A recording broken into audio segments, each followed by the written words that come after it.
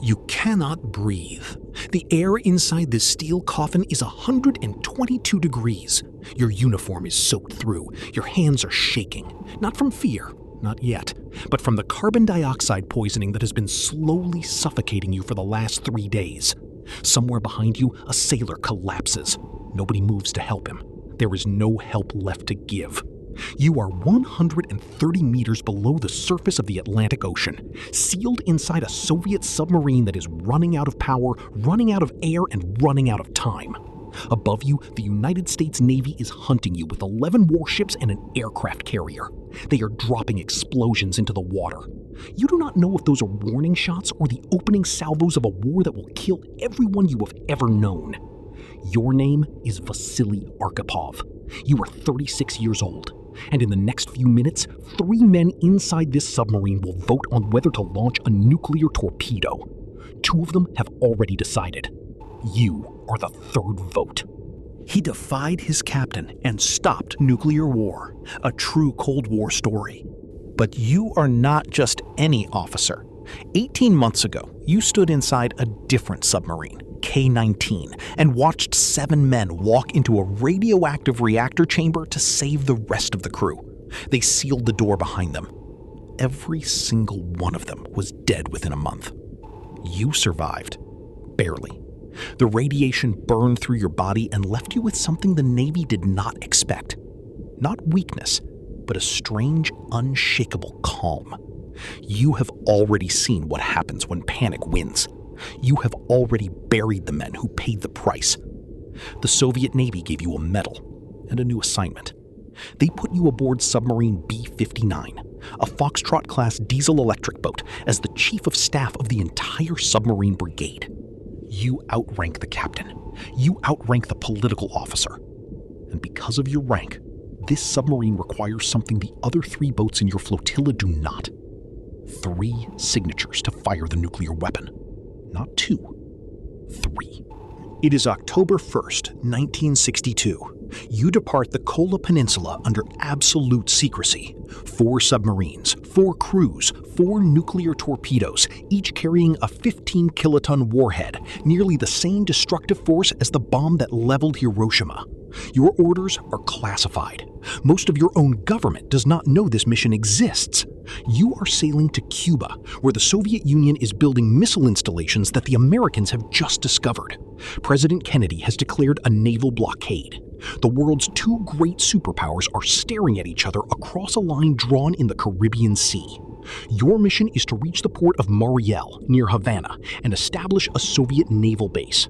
You are told that if communications with Moscow are lost, if you believe war has started, you are authorized to use the special weapon at your own discretion. You look at the red key hanging next to the torpedo. You understand what that means. The first week is uneventful. The submarines travel submerged, moving south through the Atlantic. You pick up American civilian radio broadcasts, news about the blockade, Kennedy speeches, rising tension. But as you approach Cuban waters, the American Navy intensifies its search. Sonar buoys litter the water above you. Patrol aircraft sweep the surface. Destroyers crisscross in grid patterns. One by one, the other submarines in your flotilla are detected. B-36 is forced to surface. B-130 is cornered. B-4 evades but is pushed far off course. You are the last one still hidden. But it will not last.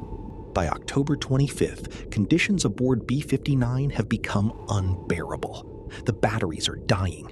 Diesel submarines must surface to recharge, but the American ships above are waiting. Your air conditioning has failed completely. The temperature in the engine room has passed 120 degrees. The rest of the boat is not much better. Men are stripping to their underwear. Some are vomiting. Some have stopped moving entirely. The carbon dioxide level is climbing. Thinking clearly has become a luxury. Tempers are shorter than the oxygen supply. And the worst part, you have not received a single communication from Moscow in days. You are blind, deaf, and suffocating. And the only thing you know for certain is that the Americans are directly above you. October 27th, 1962, the most dangerous day of the Cold War. Though you do not know that yet. Above the surface, an American U-2 spy plane has been shot down over Cuba. Another U-2 has accidentally strayed into Soviet airspace over Russia. Fidel Castro has urged Khrushchev to launch a nuclear first strike. Kennedy's advisors are pushing for an invasion of Cuba. The world is closer to nuclear annihilation than it has ever been. None of this information reaches you. You are deep underwater, surrounded by steel and sweat and silence. Until the silence breaks. A deep, shuddering boom rocks the hull. Then another. Then another. Depth charges. At least that is what they sound like. The lights flicker. Equipment crashes from shelves. A pipe bursts, spraying steam across the control room. Men stumble and grab for handholds. In the chaos, a single thought spreads through the crew like fire. The Americans are attacking. War has started. Captain Valentin Savitsky, the commanding officer of B-59, has been awake for nearly 3 days. He is pale, gaunt, drenched in sweat. His eyes are bloodshot. He has been pacing the control room for hours, waiting for exactly this moment, the moment that confirms his worst fear. He does not know that the explosions are not depth charges at all. They are signaling grenades, training devices with almost no destructive power, used by the American Navy to force submarines to surface and identify themselves. Down here, in the dark, there is no way to tell the difference. Savitsky believes the war has begun, and he wants to fight. Maybe the war has already started up there, while we are doing flips here. Captain Valentin Savitsky, October 27th, 1962. He turns to the crew and shouts words that will be recorded in history, though nobody above the surface will hear them for 40 years. He says the war has probably already started while they sit here doing nothing. He says they will not go down without a fight. He says they are going to launch the special weapon. They are going to take the American aircraft carrier with them. They will die, but they will not disgrace the Soviet Navy. The political officer, Ivan Maslenikov, nods immediately. He agrees. That is 2 votes. 2 men who have decided that the world as we know it should end tonight, here in this boiling steel tube under the Caribbean Sea. They turn to you.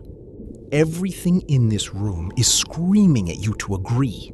The heat, the suffocation, the explosions outside, the look on Savitsky's face, the exhaustion that has turned rational men into desperate ones.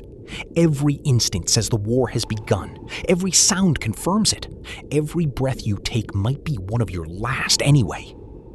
But something in you resists. Maybe it is the memory of K-19, of what happens when men act on fear instead of facts.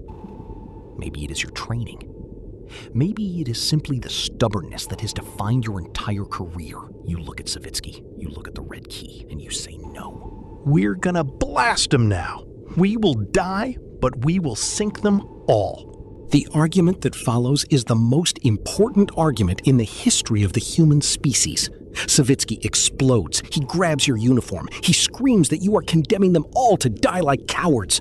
Maslenikov backs him up. The crew watches in stunned silence, 2 senior officers locked in a confrontation that will determine whether a nuclear weapon detonates tonight. You do not raise your voice.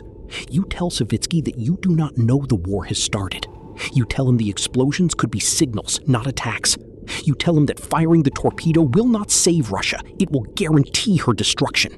You tell him to surface, to find out what is actually happening before ending the world on an assumption. Minutes pass. The argument burns through the last of the breathable air. Savitsky is shaking. His fists are clenched.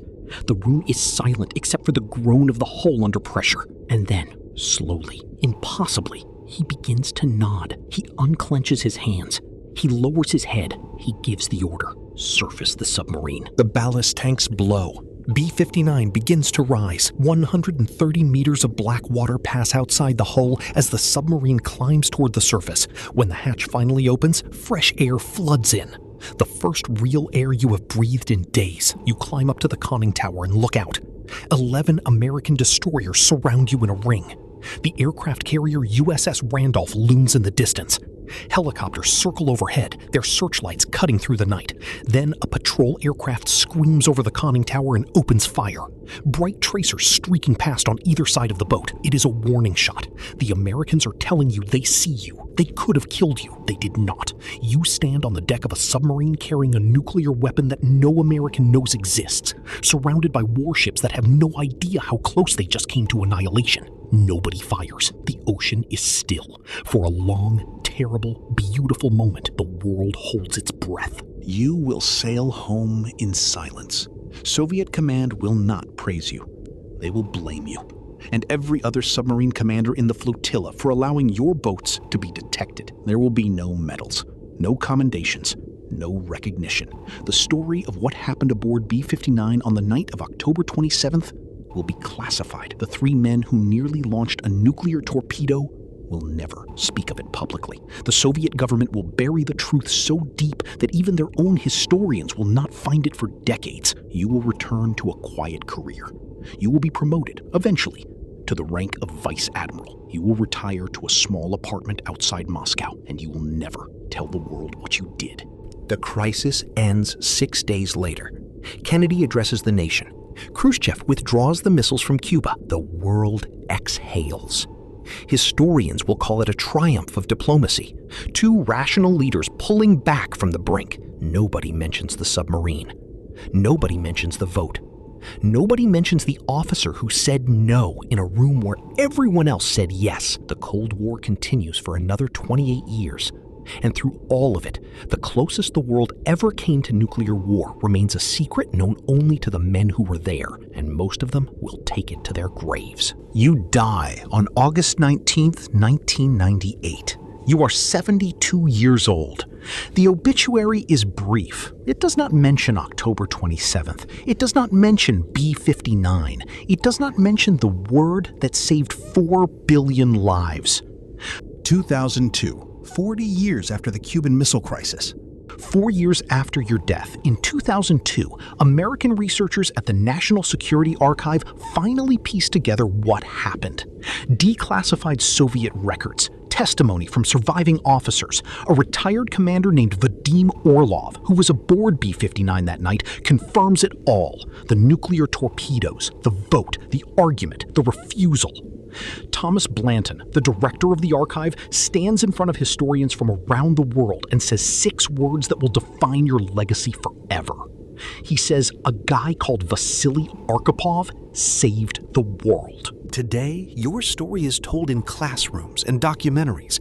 In 2017, 19 years after your death, the Future of Life Institute awarded you their first ever Future of Life Award, presented to your wife, Olga, because you were not alive to receive it.